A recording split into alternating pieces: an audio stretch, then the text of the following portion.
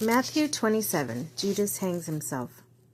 Early in the morning, all the chief priests and the elders of the people made their plans on how to have Jesus executed. So they bound him, led him away, handed him over to Pilate the governor.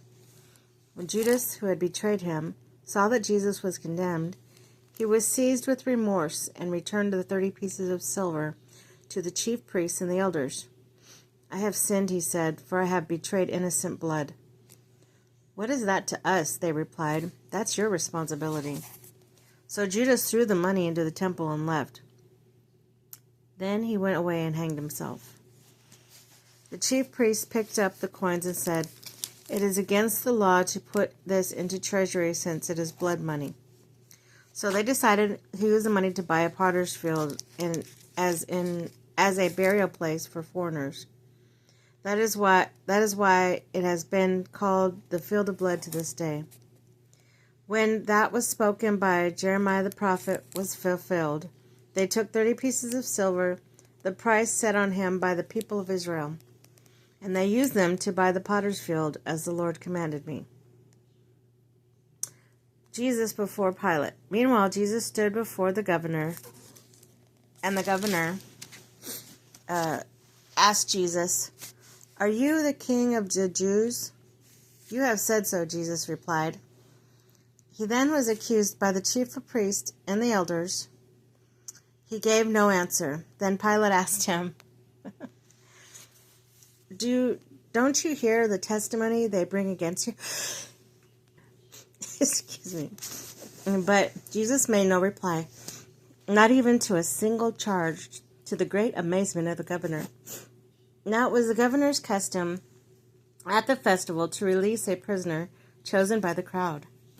At that time they had a well-known prisoner whose name was Jesus Barabbas. So when the crowd had gathered, Pilate asked them, "Which one do you want me to release to you? Jesus Barabbas or Jesus who is called the Messiah?" For he knew it was out of self-interest that they had handed Jesus over to him.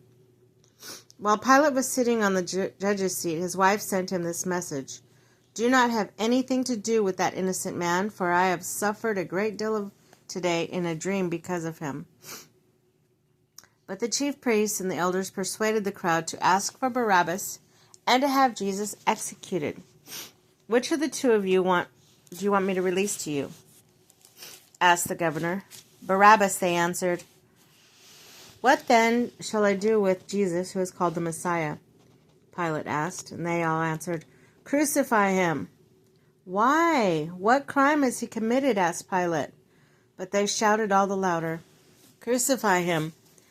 When Pilate saw that he was getting nowhere, but that instead an uproar was started, he took water and washed his hands in front of the crowd.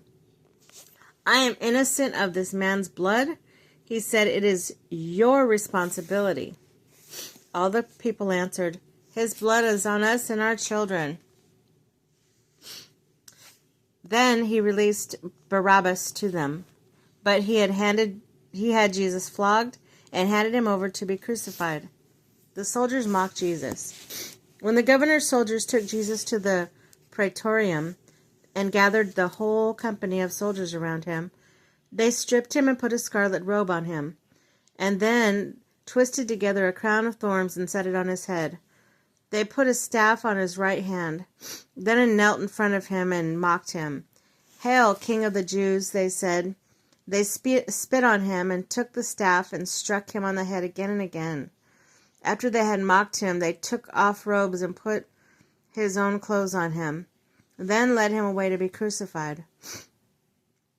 At the crucifixion of Jesus, as they were going out, they met a man from Cyrene named Simon, and they forced him to carry the cross. They came to a place called Golgotha, which means the place of the skull. There they offered Jesus wine to drink mixed with gall, but after tasting it, he refused to drink it. When they had crucified him, they divided up his clothes by casting lots. Sitting down, they kept watch over him there. Above his head, they placed the writing charge against him: "This is Jesus, King of the Jews." 2 rebels were crucified with him, one on his right, one on his left. Those who passed by hurled insults at him, shaking their heads and saying, You who are going to destroy the temple and build it in 3 days, save yourself. Come down off the cross if you are the Son of God. In the same way, the chief priests and the teachers of the law and elders mocked him. He saved others. They said, But he cannot save himself. He is the King of Israel. Let him come down now from the cross, and we'll believe him. He trusts in God. Let him rescue him now if he wants him, for he asked, I am the Son of God. For he said, I am the Son of God. In the same way, the rebels who were crucified with him also heaped insults on him. The death of Jesus.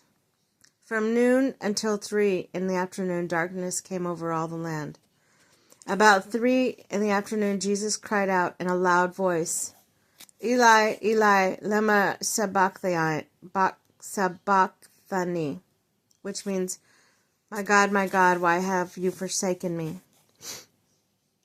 When some of those standing there heard this, they said, he's calling Elijah. Immediately one of them ran and got a sponge. He filled it with wine vinegar, put it on a staff, and offered to Jesus to drink. The rest said, Now leave him alone. Let's see if Elijah comes to save him. And when Jesus cried out again in a loud voice, he gave up his spirit. At that moment, the curtain of the temple was torn in two from the top to bottom. The earth shook, the rocks split, the tombs broke open, the bodies of many holy people who had died were raised to life. They came out of the tombs after Jesus' resurrection and went into the holy city and appeared to many people. And when the centurion and those with him were guarding Jesus, saw the earthquakes and all that had happened, they were terrified and exclaimed, Surely he was the Son of God. Many women were there watching from a distance. They had followed Jesus from Galilee to care for his needs. Among them were Mary Magdalene, Mary the mother of James and Joseph, and the mother of Zebedee's sons. The burial of Jesus. As evening approached, there came a rich man from Arimathea named Joseph, who had himself become a disciple of Jesus. Going to Pilate, he asked for Jesus' body, and Pilate ordered that it be given to him. Joseph took the body, wrapped it in a clean linen, and placed in it his own new tomb that he had cut out of the rock. He rolled a big stone in front of the entrance to the tomb and went away. Mary Magdalene and the other Mary were sitting there opposite of the tomb. The guard at the tomb. The next day, the one after Preparations Day, the chief priests and the Pharisees went to Pilate.